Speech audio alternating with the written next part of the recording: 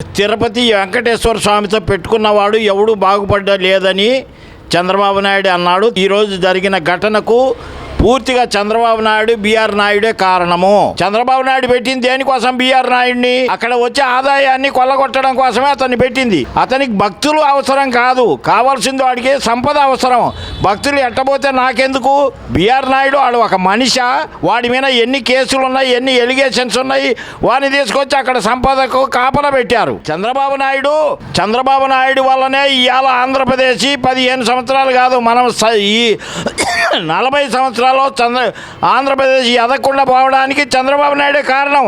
సంపద సంపాదించుకోవడం తప్ప జనాలకు పెట్టేది ఏముండదు. ఇప్పటికే 1,20,000 కోట్లు అప్పు చేశాడు, 1,50,000 కోట్లు రాష్ట్ర ఆదాయం వచ్చింది. ఈ మొత్తం ఎక్కడికి పోయినాయో చంద్రబాబు నాయుడు డీటెయిల్తో సహా చెప్పాలి. ఉద్యోగస్తులకు జీతాలు ఇవ్వట్లేదు, పథకాలన్నీ తీసేశాడు. అమ్మఒడి లేదు, అయ్యఒడి లేదు, అయ్యకు మాత్రం మందిస్తున్నాడు. భారతదేశం కాదు, ఈవెన్ వరల్డ్లో లేడని ఖచ్చితంగా మేము బల్లగుద్ది చెప్తున్నాం. ఎవడో దమ్మున్నాడు రండి, జగన్ ఏం చేస్తారో చూద్దాం. జగన్ ఇంటికి కూడా బీకలేరు మీరు అనుకుంటే జగన్ ఇంటికి కూడా బీకలేరు, అది ఖచ్చితంగా చెబుతున్నాం. వాడు ఉన్నాడు డ్రామా నాయుడు, వాడు పచ్చి అబద్ధాల కోరు. వాడు ఎలక్షన్కి ముందు చెప్పినవి జగన్మోహన్ రెడ్డి గారి మీద ఎన్ని అబద్ధాలు చెప్పాడో ఒక్కటన్నా రుజువు చేయగలిగిన దమ్మున్న మొగోడా వాడు. తెలంగాణకి వెళ్ళి ఒక మాట మాట్లాడతాడు, ఆంధ్రాకి వచ్చి ఒక మాట మాట్లాడతాడు. ఇప్పుడు నిన్న 2 చనిపోయారు నీకుండా, నువ్వేగా చెప్పింది. వీడియో తీయండి, సైలెన్సర్ తీయండి, విజిల్ వేయండి, కేకలేయన్నాడు. ఇప్పుడు వాళ్ళిద్దరికి కుటుంబాలకు నువ్వు ఆదుకుంటావా? అల్లు అర్జున్ ఇష్టం వచ్చినట్టు ఆడిపోసుకున్నారు. 2 కోట్లు పరిహారం ఇప్పించారు. మరి నువ్వు ఇప్పుడు ఎన్ని కోట్లు ఇస్తున్నావురా? జనాలు ఊరికే వదిలిపెట్టరు నిన్ను. నువ్వు 5 సంవత్సరాల ఆంధ్ర నదులు పారిపోయేది మాత్రం గ్యారంటీ. నిన్నంత సులువుగా వదిలిపెట్టం. 32,000 మంది అమ్మాయిలు మిస్ అయ్యారు. ఎక్కడున్నారా వాళ్ళు? ముగ్గునన్న పట్టుకొచ్చావా? మరి అదే కుప్పంలో ఇప్పటికే కనీసం 150-1,500 మంది దాకా మిస్ అయ్యారు. వాళ్ళని ఒక్కనన్నా పట్టుకొచ్చావా? చెప్పడానికి మాత్రం నీతులు. నువ్వు సనాతన ధర్మం అని మెట్లు గడిగావు కింద నుండి పైకి. ఇప్పుడు అదే తిరుపతిలో 7-8 మంది చనిపోయారు, ఇంకా ఎంతమంది వస్తారో అని కూడా చెప్తున్నారు. దీనికి బాధ్యత ఎవడో వహించాలా? నీ బాబు వహిస్తాడా, నువ్వు వహిస్తావా? సనాతన ధర్మాన్ని కాపాడేవాడంట. వీడికి చదువు లేదు, చందె లేదు. ఉప ముఖ్యమంత్రి అయ్యాడు, చదువుకున్నప్పుడు అంట వీడికి అనుకూలంగా బుక్స్ లేవంట. అప్పుడు నీ బాబుని చెప్పాల్సింది, అరే కానిస్టేబుల్ నాకు అనుకూలమైన పుస్తకాలు ప్రింటే ఇచ్చురా, నేను అప్పుడు చదువుకుంటానని చెప్పాల్సింది. ఇప్పుడు వచ్చి సొల్లు వాగుడు ఆగుతావు. నేను ఎవడరా పుస్తక ప్రదర్శనకు తీసుకొచ్చింది? ఆ పుస్తకాల గురించి నీకేమన్నా తెలుసా? లక్షల పుస్తకాలు చదివాడంట. అట్టల పేర్లు కూడా నీకు చదవని రాదు, నీకు ఒక పద్ధతి తెలియదు, చదువు తెలియదు. నువ్వు రాష్ట్రానికి ఉప ముఖ్యమంత్రి. ఈ జరిగే పరిణామాలందరికీ నువ్వు నీ బాబు ఇమీడియట్గా రిజైన్ చేయాలని కోరుకుంటున్నాం. దేవుడి మీద అపండాలు వేశారు. లడ్డు మాయమన్నారు, లడ్డులో కల్తీ అన్నారు. ఇప్పుడు ఈ లడ్డులో కల్తీ ఎవడరా కలిపింది? ఈ జనాలు చావడానికి ఎవడరా కారణం?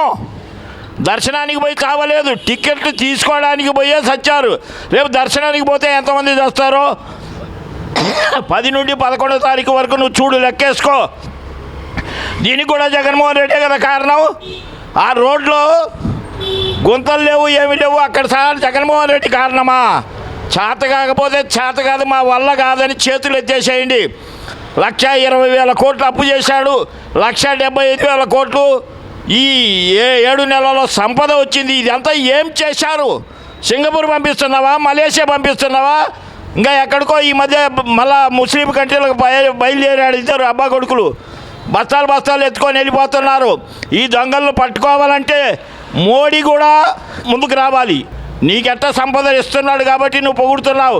నిన్న వైజాగ్లో చేసిందంత ఎవర్రా? చేసిన దానికి మళ్ళీ మీరు 2సారి రిబ్బన్ కట్ చేస్తారా? మళ్ళీ చెల్లికి మళ్ళీ పెళ్ళి గుర్తుందా మీకు? జగన్మోహన్ రెడ్డి గారు 2023లో ఇవన్నీ తీసుకొచ్చినట్టుగా మీరు రిబ్బన్ కట్ చేస్తారా? ఆ శ్రీ సిటీలో నువ్వు వచ్చిన నెలన్నరకే షాపులు ఓపెనింగ్ అవుతాయా? లేదా జగన్మోహన్ రెడ్డి గారు చేశారా? ఒక్క రవ్వ జ్ఞానం ఉండాలి చంద్రబాబు నాయుడు. నువ్వు సంపాదించుకున్నావు, కోటీశ్వరుడి, ఇంకా కోట్లు అవ్వాలి. నీకు పూర్తి అవ్వలేదు. నువ్వు 1,00,000 కోట్లు టార్గెట్ పెట్టుకున్నావు. ఈ 1,00,000 కోట్లు సంపాదించుకొని 2029లో నువ్వు నీ కొడుకు రాష్ట్రాన్ని వదిలి పారిపోతాడు. నీతోటి నీ పెంపుడు కొడుకుని కూడా తీసుకెళ్ళిపోతారని అందరికీ తెలుసు. పెంపుడు కొడుకు ఏం చేయట్లేదు, దేశాన్ని దోచుక తింటున్నారు. ఇంతకు మించి ఏముండదు. పవన్ కళ్యాణ్కు వాడికి ఏబిసిడీలు పూర్తిగా రావు. వాడొకడు, ఇంకొకడు పేదలకు ఇంగ్లీష్ వద్దంటాడు. ఇంకొకటి జయప్రకాష్ నారాయణ ఉన్నాడు. వాడు ఏం చదువుకున్నాడు? కలెక్టరేట్లో ఐఏఎస్ పాస్ అయ్యి అది కూడా రిజైన్ చేసి పార్టీ పెట్టుకొని సంపాదించుకోవాలని చూశాడు. అది బెడిచి కొట్టి ఆ తర్వాత ఇప్పుడు రోడ్డున పడి నేను ఒక మేధావిని అని తిరుగుతున్నాడు. 2,75,000 కోట్ల రూపాయలు ఇప్పుడు రాష్ట్రం తెచ్చిన అప్పులు కానీ రాష్ట్రానికి వచ్చిన రాబడిని కానీ మీ ఇష్టం వచ్చినట్టు దున్నుకుంటున్నారు. నిన్న వైజాగ్లో ఎన్ని కోట్లు ఖర్చు పెట్టావు చంద్రబాబు నాయుడు? పూలు చల్లడానికి ఎన్ని కోట్లు అయి ఉంటాయి? ఈడ పులిహార పొట్లాలు ఇవ్వడానికి, అగ్గిపెట్టెలు ఇవ్వడానికే నువ్వు 23-24 కోట్లు చెప్పావు. నిన్న పూలు చల్లడానికి ఎన్ని వేల కోట్లు ఖర్చు పెట్టావు? మోడీ ఏమి కొత్తగా వచ్చాడా? గత 10 సంవత్సరాల నుండి మోడీగా దేశానికి ప్రధానమంత్రి. ఆంధ్రప్రదేశ్కి ఏం చేశాడు? ఎవడు ఎక్కడికి వచ్చినా ఆంధ్రప్రదేశ్కి మోడీ చేసింది ఏమీ లేదు. మోడీ ఆంధ్రప్రదేశ్ని గుండు కొరికిచ్చాడు. మీరు ఏమి చేసుకున్నా వైఎస్ఆర్సీపీ కార్యకర్తలు వెనకసలు వేసేది లేదు. వీళ్ళు ప్రజల పక్షాన ఉన్నారు.